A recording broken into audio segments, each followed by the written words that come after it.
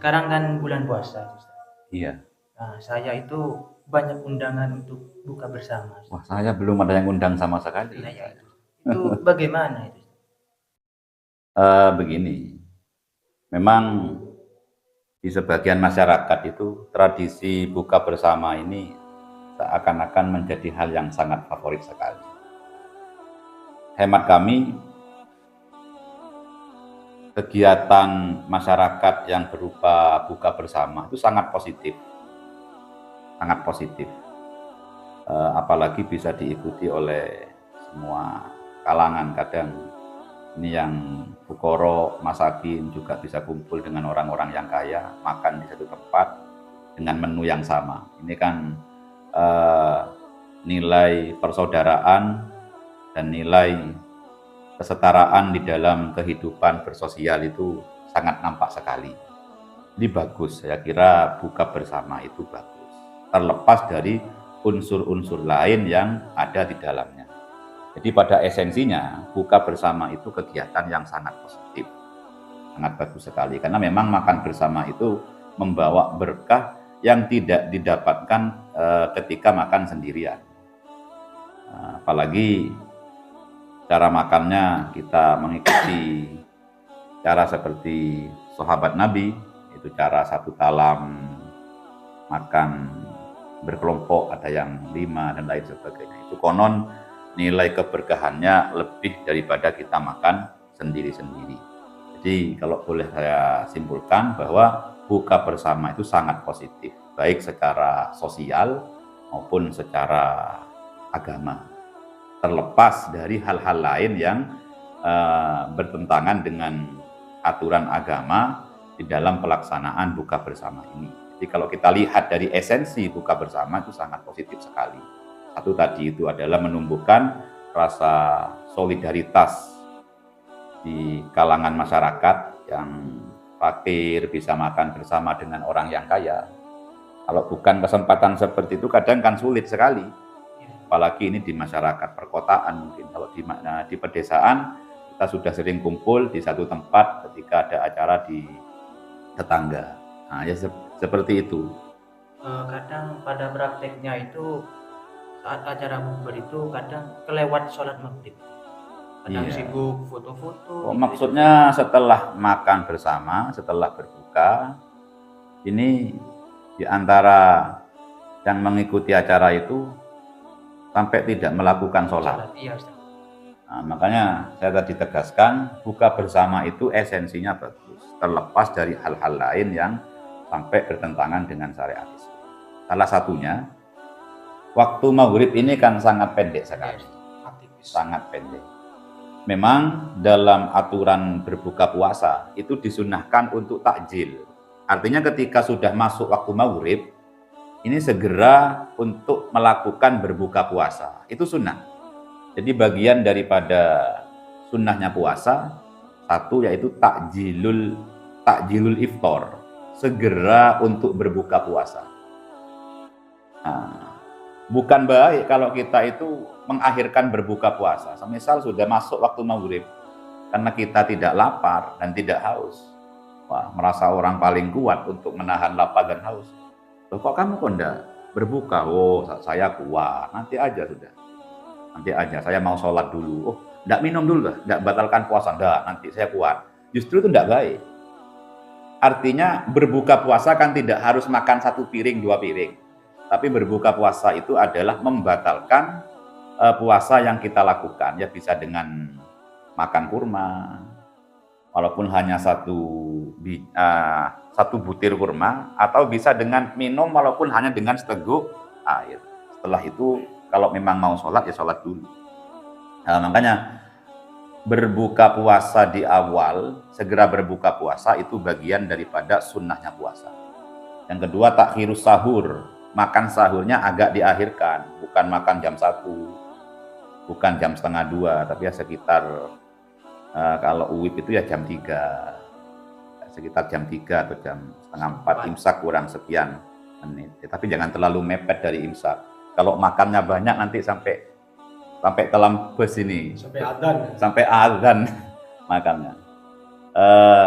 Setelah berbuka puasa, ketika buka bersama, ini diperhatikan betul waktu sholat.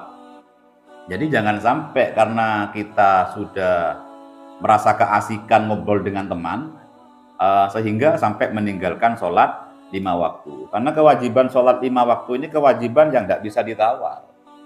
Buktinya ketika orang tidak bisa sholat dengan berdiri, maka aturannya adalah dengan cara duduk. Ketika dia tidak bisa duduk, maka dengan cara tidur miring. Tidak bisa tidur miring, maka dengan cara tidur terlentang. Ketika tidur terlentang dia sudah tidak bisa melakukan hal-hal misalnya mengucapkan Fatihah atau apa, itu masih wajib sholat dengan menggunakan isyarah mata, kelopak mata itu. Sampai kelopak mata sudah tidak bisa isyarah, tapi akal masih normal, maka dia wajib sholat dengan cara menggerakkan semua rukun sholat dengan menggunakan hati. Nah, baru setelah ini kalau tidak mampu, berarti dia sudah wajib untuk disolati. Maka sudah mati. Makanya orang lain tidak siap melakukan sholat, ya siap-siap untuk disolati saja. Apalagi ini orang sehat normal ini. Makanya yang harus kita pahami bersama, sholat ini kan panggilan Allah, supaya kita bisa menghadap bermunajat kepada Allah. Maka kan tidak logis ini kan. Kalau ada orang dipanggil oleh Allah, dia tidak mau untuk menghadap. Tidak usah hubungan makhluk dengan sang kholik, kepada sang pencipta. Kita saja dipanggil atasan tidak menghadap, itu kan sudah tidak etis. Bisa dipecat. Ya, dipecat dan tidaknya itu hanya atasan. Tapi secara sosial, kalau ada bawahan dipanggil oleh atasan, apalagi ini panggilannya adalah panggilan bukan membebani, tapi ini adalah panggilan untuk mendekatkan diri, lalu dia tidak menghiraukan, ini kan hal yang sangat tidak etis sekali. Ini hubungan antara bawahan dengan atasan, apalagi ini hubungan seorang makhluk, seorang hamba kepada Allah Subhanahu wa Ta'ala yang telah memberikan segala-galanya kepada kita. Kita nikmat semuanya ini kan memang pemberian Allah semua. Maka sangat tidak etis. Lah, mindset seperti ini harus kita tanamkan bersama, bahwa sholat itu sebenarnya bukan beban, tapi ini merupakan anugerah kepada kita. Kita dipanggil oleh Allah untuk mendekat kepada Sang Pencipta. Puasa, lalu buka bersama, kegiatan yang positif buka bersama. Kok sampai meninggalkan sholat? Saya kira ini bukan masalah faktor buka bersamanya sampai tidak sholat. Ya faktor individunya saja. Bawaan. Nah, iya, ini faktor pribadi. Saya kira bukan tidak sempat. Tapi mungkin ya karena ada faktor malas sih. Makanya kalau memang ada panitia, ini terkoordinir dengan baik buka bersama itu, maka sebisa mungkin untuk pelaksanaan sholat maghribnya betul-betul diperhatikan. Jadi panitianya harus bisa mengkoordinir dengan baik, ya, dengan cara ya diingatkan atau bagaimana, itu adalah tugasnya panitia secara secara kepanitiaan untuk lebih memaksimalkan buka bersama ini supaya tidak bertentangan dengan aturan agama. Artinya supaya di dalam pelaksanaan itu tidak sampai berimbas kepada pelanggaran syariat yang berupa meninggalkan sholat 5 waktu, yaitu sholat maghrib ini. Sangat bercampurnya laki-laki dan perempuan itu dianggap lumrah sekarang dalam buka bersama. Oh, maksudnya ketika buka bersama ini kadang terjadi campur baur laki dengan perempuan yang bukan mahram. Biasanya begitu. Banyak itu di kalangan masyarakat sekarang itu sudah dianggap lumrah. Makanya saya tadi katakan di awal, buka bersama itu esensinya bagus, sangat positif sekali. Baik itu buka bersamanya diundang 1 orang untuk makan, jelas ini yang mengundang, yang mengadakan acara memperoleh pahala yang sangat besar karena dia telah memberikan makanan untuk bisa dikonsumsi oleh orang yang berbuka puasa. Atau memang kegiatan ini adalah kegiatan pribadi yang dikoordinir, artinya biaya untuk makan itu sebenarnya dari semua peserta juga ikut membayar, itu sangat positif.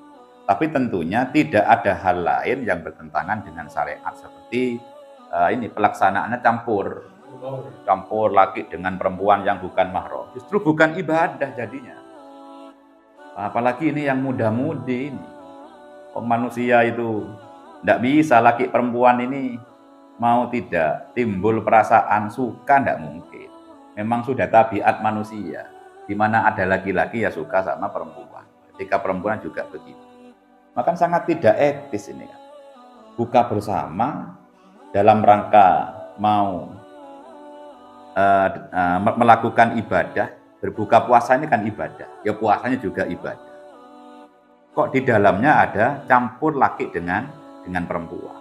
Itu tidak bisa ditolerir. Kalau memang mau mengadakan semacam ini, maka sekali lagi, kalau ini dibentuk kepanitiaan, maka sekiranya dipisah tempatnya laki-laki dengan perempuan. Sekiranya ada penyekat.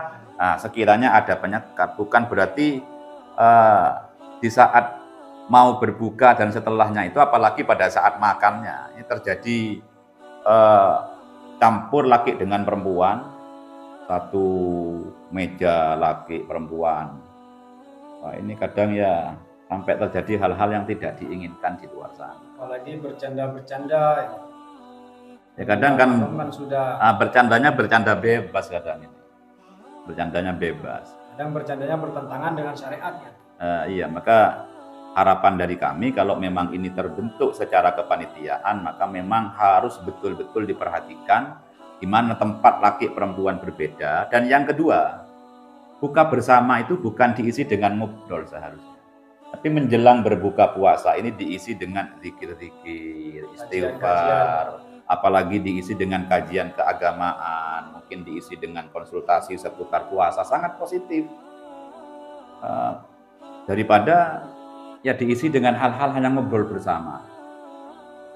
Nah, setelah berbuka puasa ini langsung sholat maghrib berjamaah, setelah itu bisa acara selesai. Makanya harus dikonsep dengan baik supaya nilai ibadah itu tidak hilang. Maunya kita menambah pahala dengan cara sedekah kepada orang untuk berbuka puasa, atau mungkin kita ini bukan sedekah pribadi, tapi dari semua peserta mengumpulkan dana untuk bisa berbuka puasa, tapi justru pada endingnya akan terjadi hal-hal yang tidak diinginkan, seperti ya akan kehilangan pahala. Ini sangat miris sekali. Acaranya buka puasa, enggak sholat maghrib, campur laki perempuan. Ini kan kemasannya ibadah, tapi isinya kadang isi maksiat. Makanya harus betul-betul diperhatikan. Ya seperti itu, wallahu a'lam.